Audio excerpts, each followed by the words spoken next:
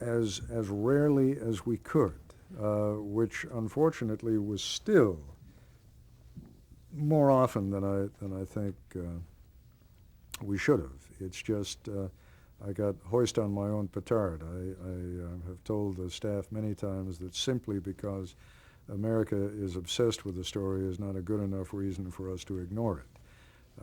And America clearly was obsessed with the O.J. Simpson trial. And while I didn't think that it warranted the kind of nightly coverage that it was getting, for example, on Larry King's program, I was hard-pressed to be able to avoid doing an update on the O.J. Simpson trial once every 6 or 7 broadcasts. Over the years, there have been times, and usually my response is anytime we get pressure, we ignore it, because it would just encourage them to do it again. And I don't want to do that. Sometimes they're even right, and we've ignored it, but again, I think you have to be careful not to let yourself get pressured into doing or not doing stories. And, you know, my concern with the O.J. Simpson trial was not that it wasn't a good news story.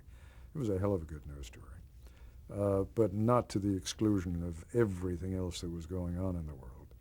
And since the nature of Nightline, for the most part, has been to do one subject a night, we would have been saying, in effect, if we were doing that 2 or 3 nights a week, there's nothing else of any importance going on. Now, there have been times when I have pressed hard. You referred earlier to the invasion of Kuwait by Saddam Hussein.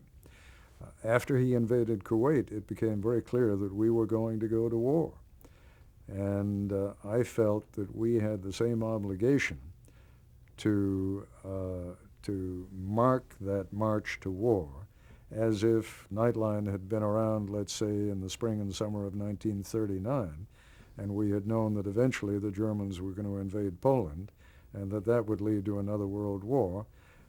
You need to be able to track a story like that. You have to, I think, at times like that, you do have an obligation to focus just on that story. It's that important.